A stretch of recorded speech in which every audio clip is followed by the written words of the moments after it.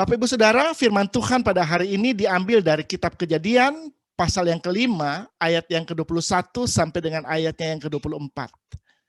Sekali lagi, saudara bisa membuka Alkitab saudara dari kitab Kejadian pasal yang kelima, ayat 21 sampai dengan ayat 24, dan mungkin bisa ditampilkan di screen.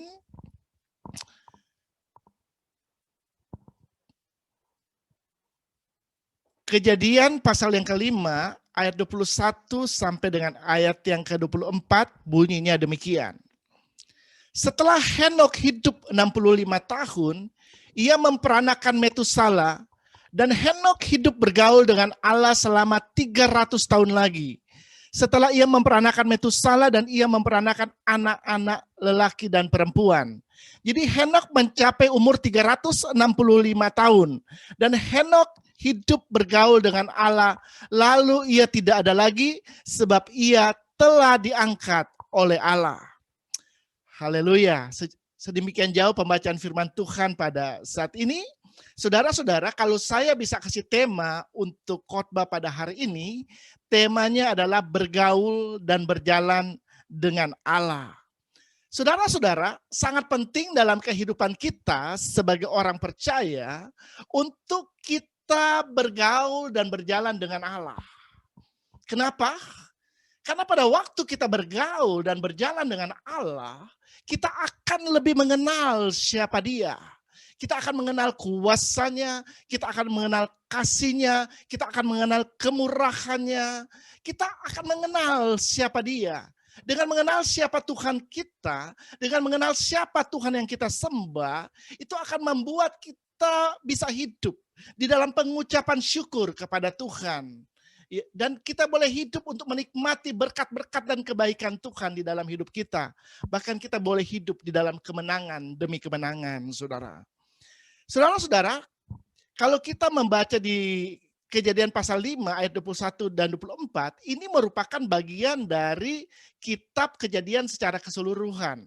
Ya, kalau kita membaca kitab Kejadian pasal 5 ini berbicara tentang keturunan Adam, saudara. Ya, nah keturunan Adam ini ya dikatakan ya kalau saudara membaca di dalam bisa dihilangkan dulu ya, keturunan Adam ini ya kalau saudara lihat dan baca ya dari ayat pertama sampai ayat 32 itu menceritakan tentang keturunan Adam ya, dan dikatakan mereka itu dilahirkan hidup beberapa lama dan kemudian mereka mati, saudara. Ya, contohnya dari Adam sendiri, saudara. Adam ini mencapai usia 930 tahun. Kemudian dia mati. Ya, firman Tuhan berkata lalu dia mati. Ya, dan juga anak dari Adam bisa mencapai usia 912 tahun. Ya, anak Adam adalah Set. Ya. Dia hidup selama 912 tahun dan kemudian dia juga dikatakan mati. Dan juga anak dari Set, Enos, ya, dia bisa mencapai usia 905 tahun, kemudian dikatakan dia mati. Tetapi yang sangat menarik pada waktu kita membaca Kejadian pasal 5 ini, tadi yang kita sudah baca di dalam ayat yang ke-21 sampai dengan ayatnya yang ke-24, ketika sampai pada Henokh ini berbeda dengan keturunan Adam yang lain, saudara. Ya, kalau keturunan yang Adam yang lain dikatakan mereka hidup sekian tahun dan akhirnya mereka harus mengalami kematian. Tetapi kalau kita melihat Henokh ini dikatakan pada waktu dia berusia 365 tahun, dia tidak ada lagi sebab dia sudah diangkat oleh Allah. Artinya Henokh tidak mengalami apa yang namanya kematian, saudara. Ya, saudara, kalau saudara mempelajari Alkitab, ya di dalam Alkitab ini ada dua orang yang diangkat oleh Tuhan. Yang pertama adalah Henokh, yang kedua adalah Nabi Elia. Ya, nah saudara kita akan belajar tentang kehidupan Henokh. Ya, siapa dia, kenapa dia tidak mengalami kematian dan diangkat oleh Tuhan. Saudara-saudara, kalau kita membaca di dalam Kejadian pasal 5 ayat 21, coba saudara perhatikan, bisa ditampilkan. Setelah Henokh hidup tahun, ia memperanakan Metusala. Ya, jadi saudara lihat di sini bahwa pada waktu dia usia 65 tahun, ya dia memperoleh keturunan Metusala. Metusala ini adalah orang yang tertua di dunia, ya, yang dicatat di dalam Alkitab. Umurnya mencapai 969 tahun, saudara. Dan kalau dia dikatakan mempunyai keturunan, artinya Henok ini adalah orang yang biasa, sama seperti saudara dan saya, saudara. Ya, dia mempunyai keluarga, dia mempunyai istri, dia mempunyai anak-anak, saudara. Dan pasti dia mempunyai pekerjaan untuk menghidupi keluarganya, saudara. Dan dia tidak dikatakan dia hidup menyendiri atau dia bertapa, saudara. Ya, tetapi dia hidup sebagaimananya manusia yang lain, ya, yang berkomunitas, dan juga dia hidup di tengah-tengah masyarakat yang ada pada waktu itu, saudara. Nah, tetapi yang menarik dari kehidupan Henok, ya, kalau kita membaca di dalam ayat 22 sampai ayat yang ke-24, sekali lagi kita akan baca ayat-ayat firman Tuhan ini.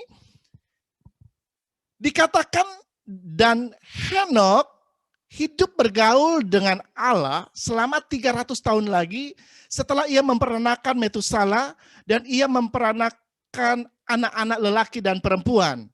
Jadi Henok mencapai umur 365 tahun, dan Henok hidup bergaul dengan Allah, lalu ia tidak ada lagi sebab ia telah diangkat oleh Allah, saudara. Ya, jadi kita lihat di sini jelas sekali disebutkan bahwa Henok ketika dia berumur 65 tahun, dia mempunyai anak, ya, Metusala dan anak-anak yang lain, ya. Dan sesudah itu dikatakan 300 tahun lagi dia bergaul dengan Allah. Jadi kurang lebih dia bergaul dengan Allah 300 tahun lebih dia bergaul dengan Allah. Dia meluangkan waktu-waktunya untuk bergaul dengan Allah. Dia tidak memilih untuk bergaul dengan dunia ini, saudara, ya. Tapi dia memilih untuk bergaul dengan Allah, saudara. Dan apa akibatnya? Kita lihat bahwa Henok ini dikatakan dia tidak mengalami apa yang namanya kematian. Tetapi dia diangkat oleh Allah karena dia berkenan kepada Allah. Ya, kita bisa baca ayatnya di dalam Ibrani 11 ayat yang kelima. Coba mungkin bisa ditampilkan Ibrani 11 ayat yang kelima. Karena iman, Henok terangkat supaya ia tidak mengalami kematian, dan ia tidak ditemukan karena Allah telah mengangkatnya. Sebab sebelum ia terangkat, ia memperoleh kesaksian bahwa ia berkenan kepada Allah. Haleluya, ya. Jadi Henok ini dikatakan dia adalah orang yang beriman. Dia berjalan dengan iman. Ya.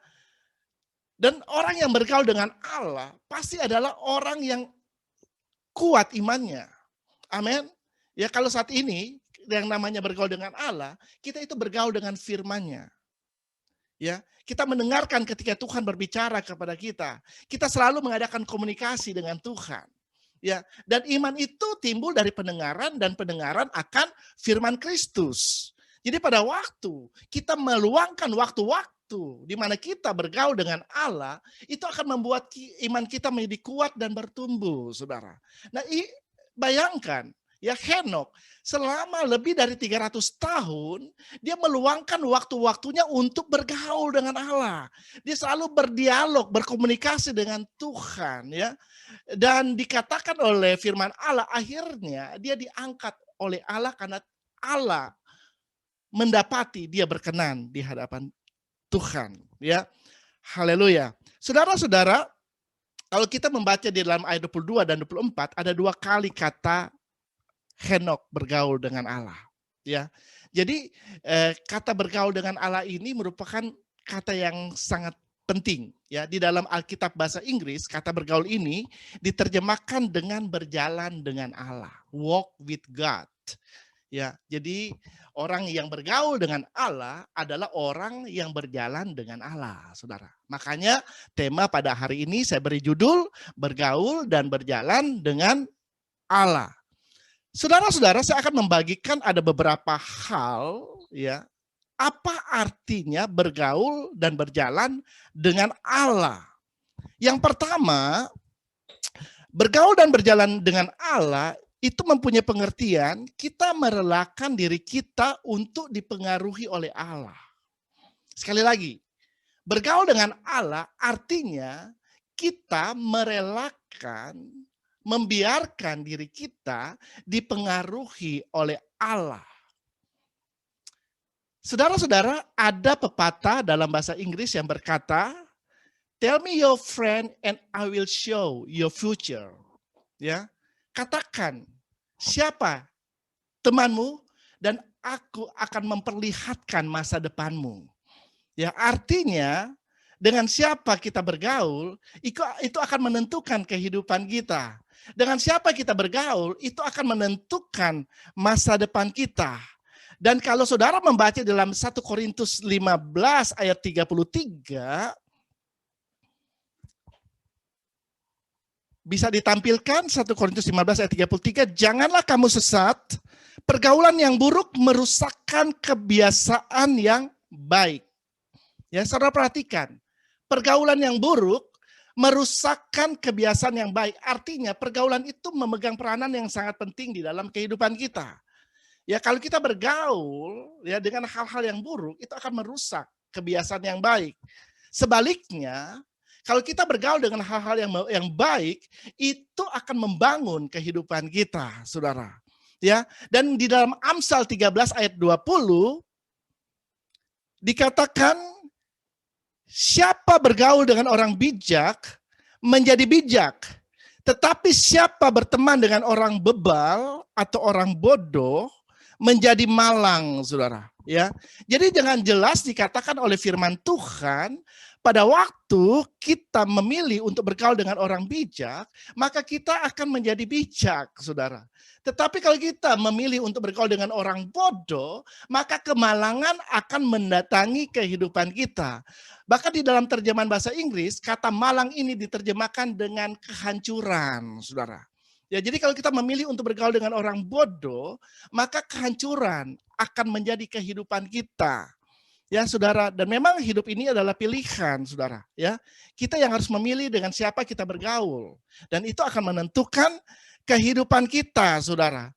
Dan firman Allah berkata, kita bergaul dengan orang bijak, maka kita akan menjadi bijak, saudara. Ya, kalau kita bergaul dengan orang bodoh, maka kita akan hidup dalam kemalangan.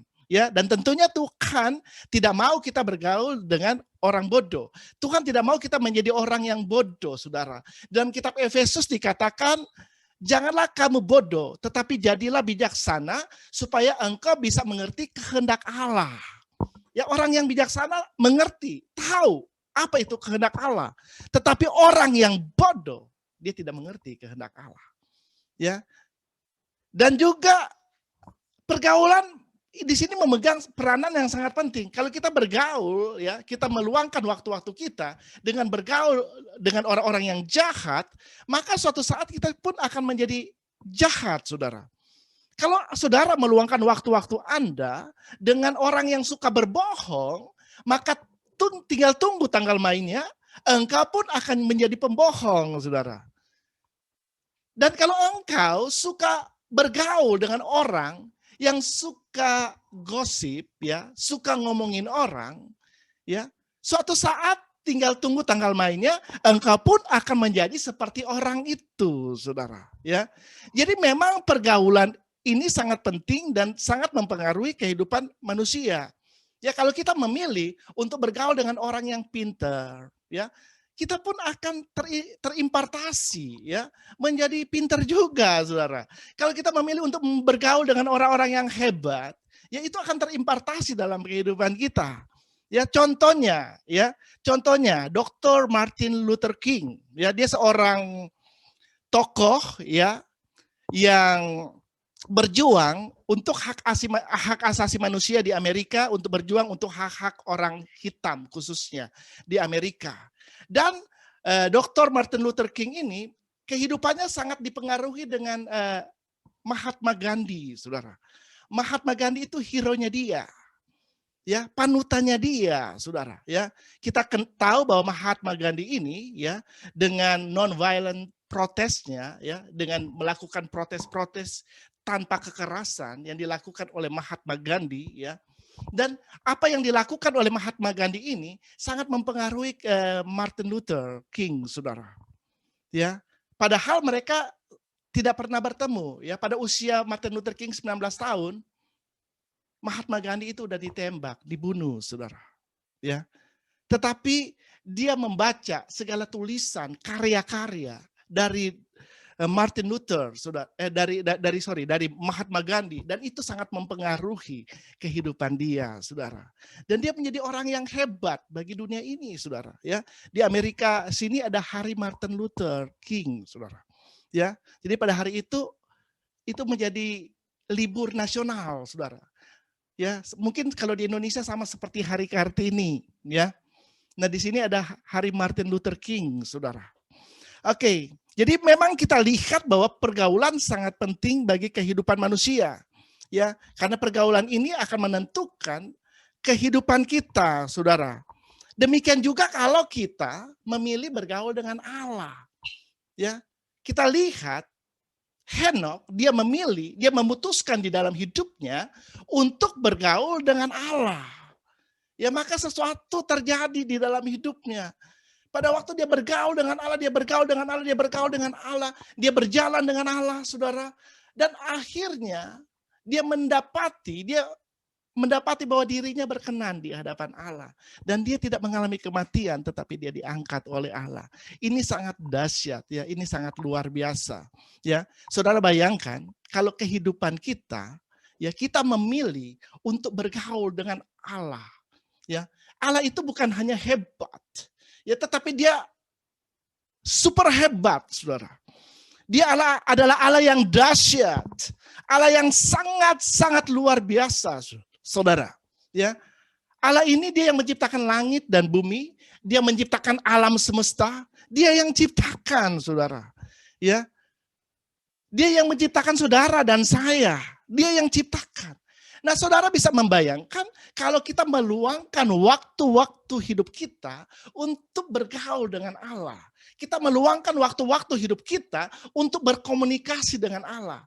Saya percaya ada sesuatu yang luar biasa yang akan terimpartasi di dalam hidup kita. Ya, itu akan transfer dalam hidup kita, saudara. Amin. Ya, makanya pada waktu firman Allah berkata, hendaklah kamu penuh dengan roh, ya. Itu artinya penuh dengan roh, kita membiarkan diri kita dipengaruhi oleh Allah. Ya, kita membiarkan roh Tuhan yang menguasai, mengendalikan dan mengontrol kehidupan kita, saudara. Amin. Dan orang yang dikuasai oleh roh Allah, orang yang membiarkan hidupnya dipengaruhi oleh Allah, itu akan berjalan dengan kuasa Allah. Haleluya. Ya. Beberapa waktu yang lalu saya berbicara tentang kuasa Allah, kuasa Roh Kudus. Apa itu kuasa Roh Kudus? Kuasa Roh Kudus itu berasal dari kata dunamos. Ya, dari kata dunamos lahirlah kata dinamis atau dinamit. Ya.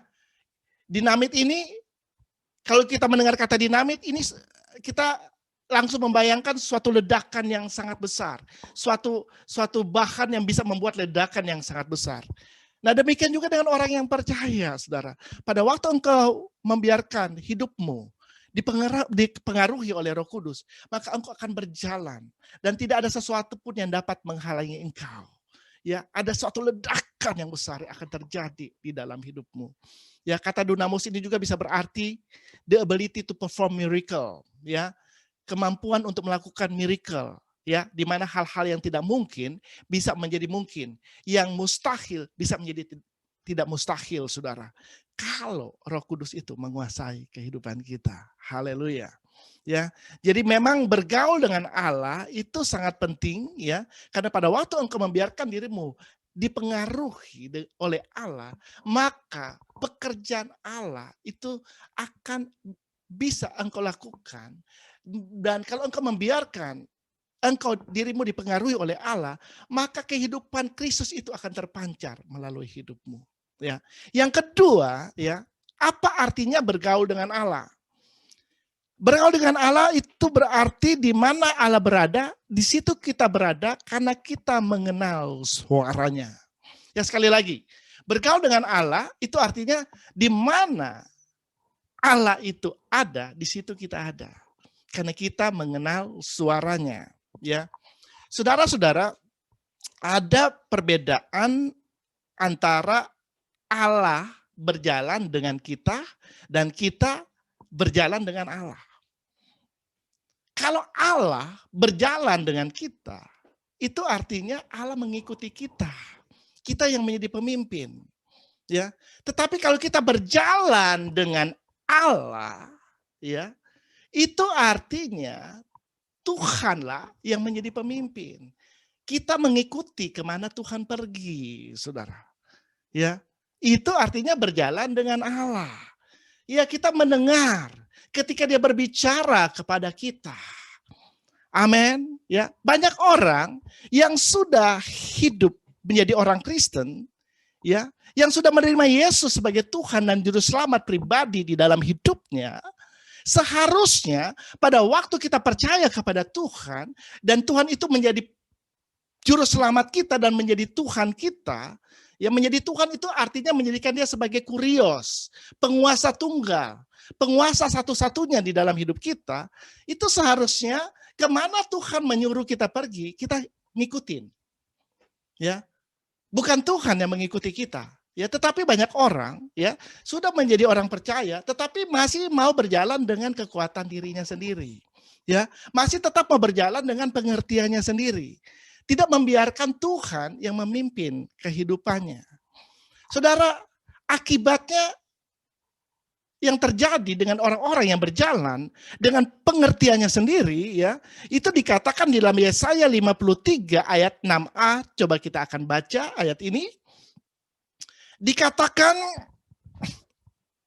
kita sekalian sesat seperti domba, masing-masing kita mengambil jalannya sendiri. Haleluya.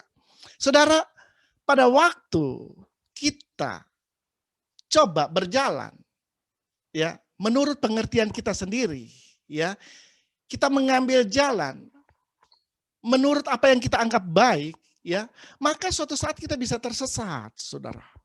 Ya, saudara, orang yang bergaul dengan Allah, dia akan mengikuti kemana Allah pergi. Allah suruh belok kiri, dia belok kiri. Ya, Allah suruh belok ke kanan, dia akan belok ke kanan. Tuhan menyuruh dia untuk diam, dia pun akan berdiam, saudara. Dia tidak melakukan sesuatu. Ya, ini orang yang bergaul dengan Allah. Ya, orang yang berjalan dengan Allah akan melakukan hal yang seperti itu, saudara. Ya, nah, saudara, kalau kita tidak mengikuti apa yang Tuhan perintahkan di dalam hidup kita, kita tidak mau mendengarkan suara Tuhan, kita akan seperti domba yang tersesat. Ya, domba itu harus mengikuti apa yang dikatakan oleh gembala. Ya, kalau gembala bawa dia kemana, ya dia harus mengikuti, saudara. Kalau tidak, dia bisa tersesat.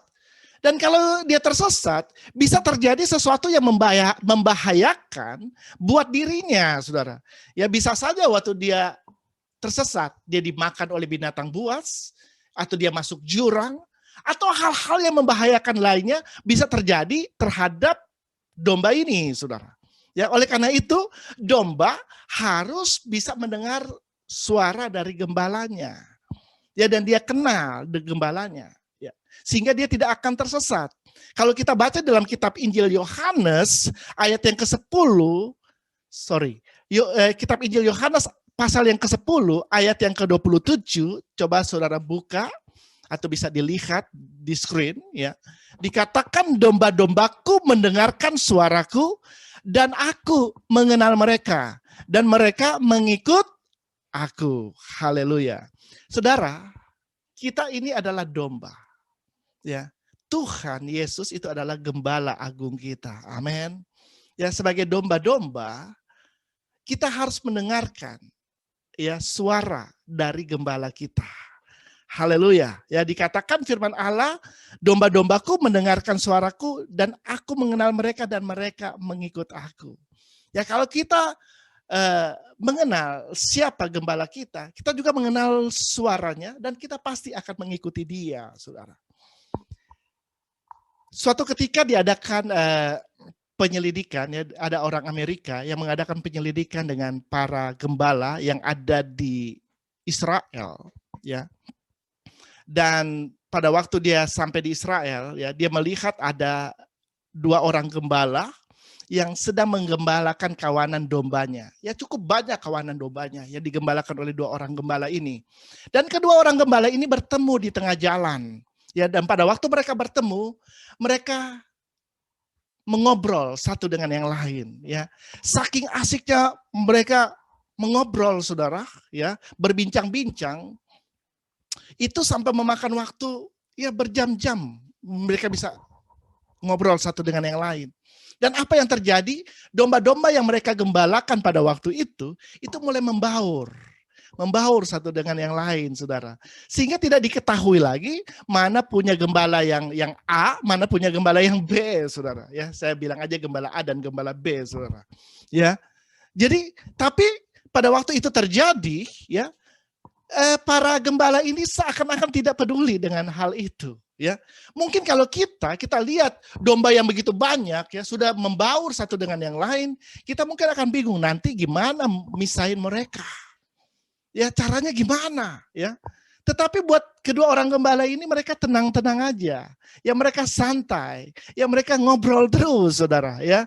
Dan akhirnya mereka selesai, ya, berbincang-bincang, ya. Dan sesudah mereka selesai berbincang-bincang, mereka lalu mengambil jarak yang cukup jauh satu dengan yang lain.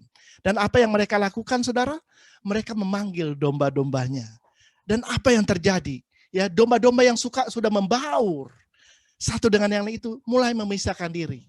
Ya, domba yang menjadi milik gembala A itu pergi ke gembala A. Ya, domba yang menjadi milik gembala B pergi kepada gembala B. Kenapa ini bisa terjadi? Karena ini sesuai dengan firman Allah. Domba-domba itu mendengar suara gembalanya dan mereka mengikutinya, saudara. Amin. Demikian juga dengan kehidupan kita sebagai orang percaya. Ya, kalau kita ini adalah domba, ya, kita harus menuruti apa yang dikatakan oleh gembala agung kita. Yesus Kristus adalah gembala agung kita. Amin. Kalau engkau tidak mau tersesat di dunia ini, engkau harus membuka telingamu untuk mendengar setiap apa yang Tuhan perintahkan untuk dilakukan. Ya, dan itu akan memprotek kehidupanmu. Itu akan memelihara kehidupanmu. Haleluya. Yang ketiga, ya, apa artinya bergaul dengan Allah? Bergaul dengan Allah itu berarti kita selalu berkomunikasi dengan Tuhan. Ya. Bergaul dan berjalan dengan Allah itu artinya kita selalu berkomunikasi dengan Tuhan. Saudara, semakin banyak kita berkomunikasi dengan Tuhan, semakin banyak kita berdialog dengan Tuhan, kita akan semakin mengenal Dia. Amin. Ya, orang yang bergaul dan berjalan dengan Allah itu artinya dia berkomunikasi dengan Allah. Haleluya. Ya. Kalau kita baca di dalam 1 Korintus 15 ayat 33, coba bisa ditampilkan. Dikatakan dalam 1 Korintus 15 ayat 33, janganlah kamu sesat, pergaulan yang buruk merusakkan kebiasaan yang baik. Saudara, saya tampilkan juga di sini terjemahan dalam bahasa Inggris, ya, dikatakan be not deceived, evil communications corrupt good manners, ya. Jadi pergaulan yang buruk itu diterjemahkan dalam bahasa Inggris evil communication, ya, komunikasi yang jahat. Saudara, kita harus bergaul dengan Allah. Kita harus bergaul dan berkomunikasi dengan Allah.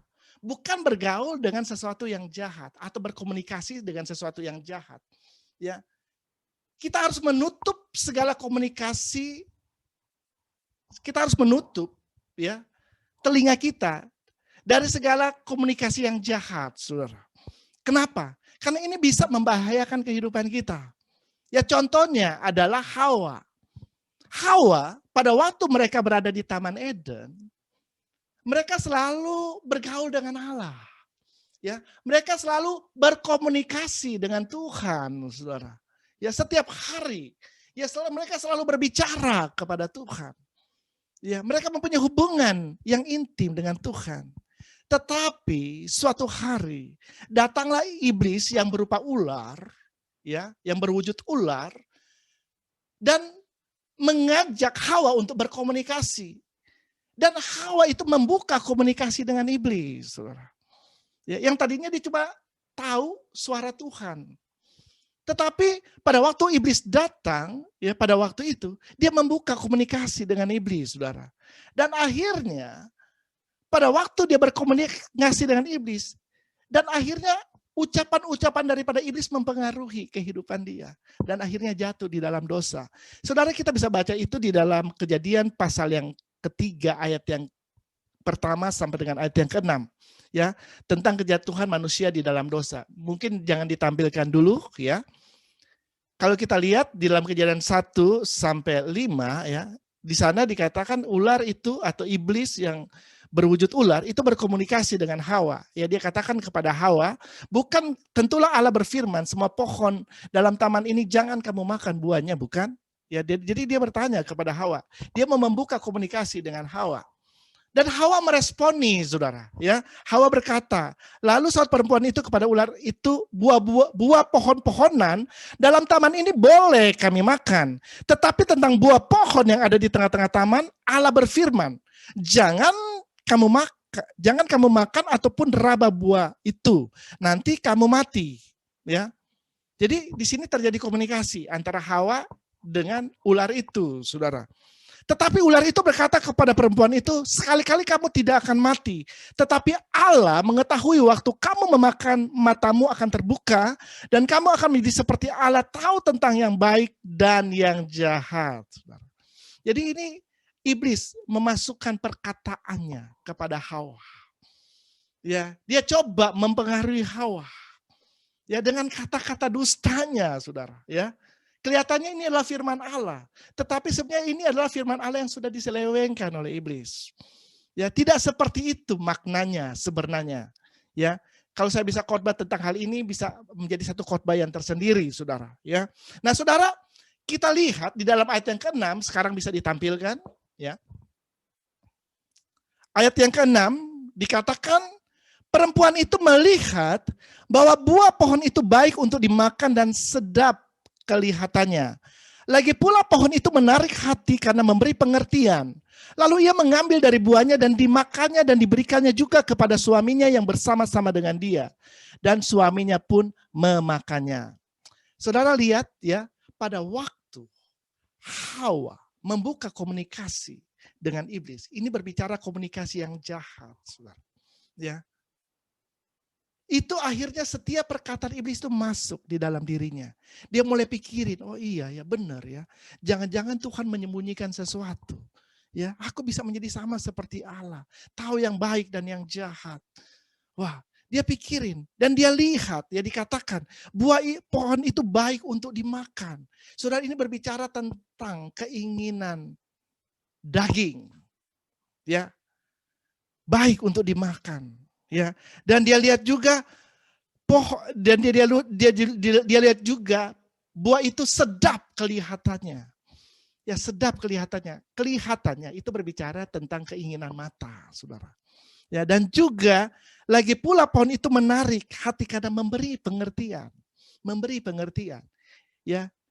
Ini berbicara yang pertama keinginan mata, keinginan daging dan keangkuhan hidup. Wah, saya bisa tahu ya tentang segala sesuatu. Wah, ini berbicara tentang keinginan hidup, kesombongan, saudara. Ya, dan pada waktu dia menciptakan komunikasi, iblis menciptakan komunikasi dengan Hawa, ya, dan Hawa meresponinya, ya maka akhirnya dia terpengaruh karena dia bergaul dengan sesuatu yang bukan Tuhan, saudara. Ya, dia terpengaruh dan akhirnya dia jatuh di dalam dosa. Ya. Demikian juga dengan kehidupan kita di dunia ini, saudara. Ya, ada banyak suara-suara di dunia ini. Ada suara dunia ini, ada suara iblis. Kalau kita lebih mendengar apa yang dikatakan oleh dunia ini, apa yang dikatakan iblis di dalam kehidupan kita, maka engkau akan gampang jatuh di dalam kekhawatiran. Engkau akan gampang jatuh di dalam ketakutan, saudara. Tetapi mari ya pada saat ini saya mau mengajak saudara, jangan membuka komunikasi dengan sesuatu yang jahat. Tetapi tutuplah segala komunikasi yang jahat di dalam kehidupan kita.